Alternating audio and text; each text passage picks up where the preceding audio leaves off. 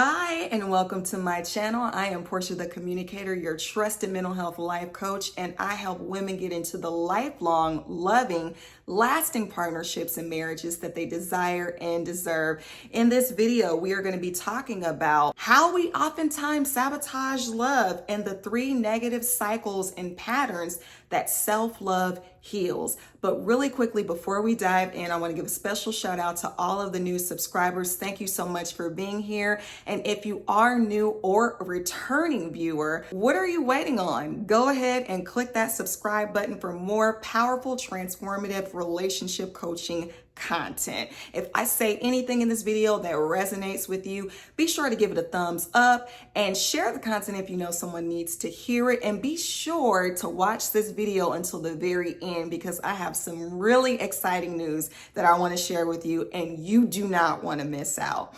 So let's dive into cycle number 1, that self-love will heal so that you can stop sabotaging your love life. The root of the problems we often experience in a lot of relationships that are not working, even if it means chronic singlehood and we're not seeing anyone, is low self-worth. It makes you end up settling for less than you're worth or less than you know you deserve because you simply don't feel like you're enough. It could be settling for a sexual situationship without commitment and true intimacy because you may feel that that's all men see you as good for. It could be choosing someone solely based on their looks or status to prop up your own deflated sense of self-esteem and self-worthiness because you may not really feel hot on your own. It could be settling for disregard or mistreatment from a partner. And another tricky way that this shows up is in the realm of perfectionism. You feel you have to be good and perfect and pristine in order to earn your way into love because that's what you deem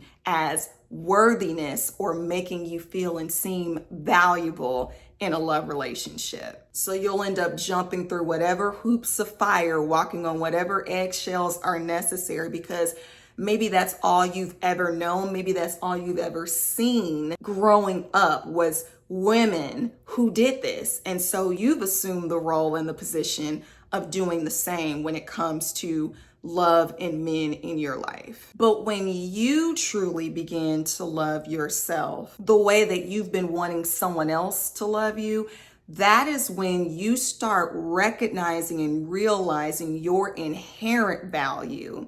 And that's when your standards raise. And that's when you start instituting those healthy boundaries that don't have you running yourself into the ground on behalf of somebody else. Boundaries that require reciprocity in any given situation, not just romantic. And boundaries that don't allow someone coming in giving you less than what you know you should have. And when you deal with low self-esteem and you struggle with worthiness, it often leads to the second cycle that you may find yourself experiencing when it comes to sabotaging love in your life. And that is simply self-sabotage in general. This is where you unconsciously are blocking your own happiness and success. And it can show up in a variety of ways. It can present as people-pleasing, where you're always prone to put somebody else's needs and wants above your own, which means you never really get to experience the fullness or the fruition of your desires because you're too busy trying to take care of everybody else's. This can mean showing up as the forever martyr. You're always laying yourself on the line. And there are oftentimes strings that are attached to it because when people don't come through for you like you've come through for them,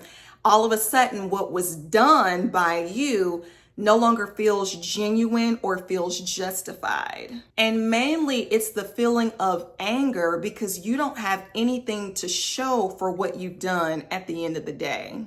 Self-sabotage can also show up in the way of feeling constantly guilty for having needs or punishing yourself in some weird type of way because you don't want to be a burden. So you'll often go without. You won't ask for what you want or you need. You won't answer what you want or what you need if someone even asks you, because you're trying not to impose yourself upon someone else, even if that's not the case at all. And a lot of times it's honestly putting up a facade. You don't want to appear as if you need or as if you struggle. And most of the time, this is due to a fear of rejection. At the end of the day, at the root of it all, you have a fear of not being able to get what it is that you want, or in some cases, what you honestly need. And this goes back to cycle number 1, not feeling worth it, not feeling worthy of your desires and your requests and your needs. Because there may be a sense that someone else or something else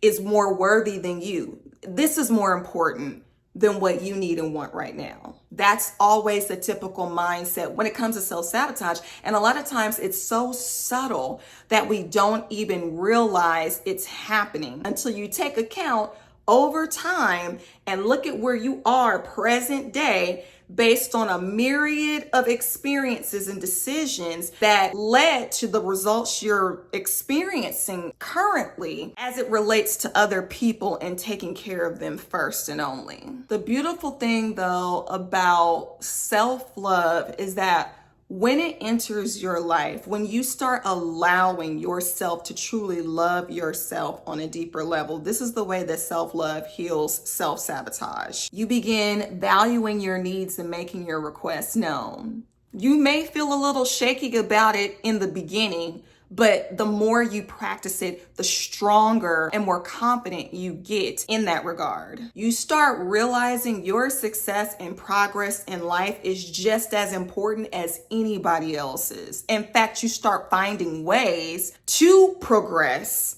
and to seek out your own success and redirecting your attention and your focus from other people. You stop substituting your happiness, your fulfillment, your accomplishments in life. You finally stop sacrificing yourself. And instead of waiting for someone else to do for you what you've done for others, you start prioritizing yourself unapologetically and eventually without the guilt and the need to explain anything. The third way that we can tend to sabotage love in our life is being caught in a cycle of loneliness and emotional emptiness. And usually when you're experiencing this, it causes you to choose anybody or to accept everybody. And unfortunately, even with someone, have you ever been in the experience where you're in a crowded room and you still feel alone? Have you ever been sitting in the same vicinity as someone else and you still feel isolated? That's what I'm talking about. It's where you feel empty because the gaping hole is within. It's not without. It's not anything that someone else can fix, because the relationship that you have failed to activate is the one with yourself. And when you're not in a deep, loving, connected relationship with yourself, you will often settle for external relationships, typically the toxic ones. I don't know why it is that way, but that's generally how the buck falls. And I say toxic because you tend to stay in things that are not serving you. You tend to overstay past the expiration date, or you're staying in something merely out of convenience and familiarity. It's better than the unknown of silence, singlehood, or having to start over. But all the while, most times in those types of situations, when you're underneath the surface of it all, dealing with loneliness and emotional emptiness, you are being undervalued in those relationships. You may be experiencing neglect or even worse, abuse. And it can really leave you feeling like you do not have anything left to give. Dealing with loneliness and emotional emptiness can also be the case when you're not with anyone in a relationship at all. You can feel this way when you're by yourself. And that is even more of an indicator that there's not a connection between you and your inner core. You're waiting for someone else to discover you, to choose you, versus you discovering and choosing yourself. You'll know this is the case because it's often hard for you to sit still in your own skin. And what do I mean by that? That means you might be the person that always has to have the TV on, some sort of noise in the background, or you've constantly got your phone at your fingertips and you're doom scrolling. There's always some sort of distraction to drown out the silence or to drown out your own sense of self. You need everything else outside of you to feel safe, secure, at peace, at ease. Without any of that, you don't really know how to deal. And these are things that are used to ignore the immense emptiness or lack of purpose that you're actually experiencing. The way, though, that self-love clears this cycle up is that you build an inner source, an inner wellspring of love and connectedness and purpose that does not wait on and depend on others. You're not waiting for someone else's validation. You don't need it. You don't even desire it. You're not even looking for it. And you know how they say when you're not looking for something, when you least expect it, that's when it shows up? That's how this works. It's not waiting for someone else's company to enjoy your own. Because the truth is, if you don't enjoy your own company, what makes you think somebody else will? When you embark upon a journey of self-love, you stop waiting on someone else's presence, permission, and validation to fill your cup, and you instead begin to fill yourself up. You start giving to yourself and receiving, not just from a romantic partner, but from everywhere, because what you do for you, the outside world mirrors. This is the beauty and the necessity of embarking upon a self-love journey. And if you're asking how, like what even is a self-love journey? What does it even consist of? I remember asking this question probably over a decade ago, and I myself was at a complete loss. I thought, well, maybe I'll go get myself a pedicure or take myself out to dinner. And I really had no clue that it was so much more to it than that. That was just a speck on the tip of the iceberg. But there was so much that was missing from just that limited scope and view of things. So again, if you're wondering like I did, as I stated at the beginning of this video, I had some very exciting news, and I am super thrilled to announce I have just launched my digital self-love toolkits to help you embark upon that journey of self-love. It shows you exactly what to pay attention to, what rituals to do, how to deepen a relationship with yourself, how to discover the love that you've been missing within, healing those inner wounds that have kept you in these negative relationship cycles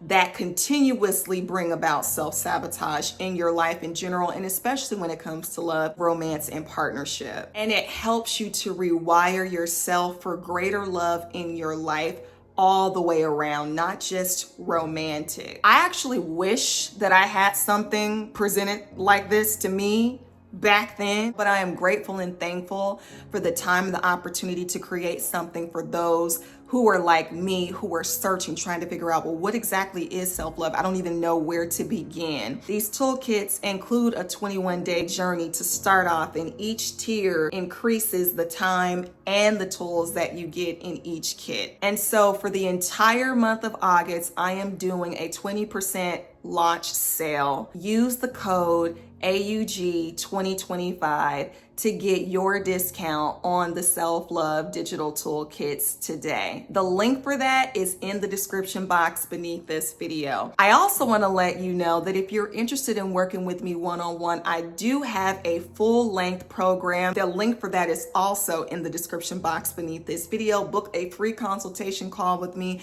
so we can talk about how to jumpstart your transformation transformation to get the love that you desire. Now, if you're still watching this video, I want to take the time to thank you for sticking through it with me. I hope that what I have said has been eye-opening, that it's resonated with you. And if it has, give this video a thumbs up, share the content if you know someone else needs to hear it, and subscribe if you haven't done so already. And if you know you need more self-love in your life just based on these signs, symptoms, and cycles alone, type it down in the chat. Let me know if you could use more self-love, if you've been on a self-love journey, and what the end result has been for you. I look forward to hearing from you. Thanks again for watching. Until the next video, take care, be blessed, and bye for now.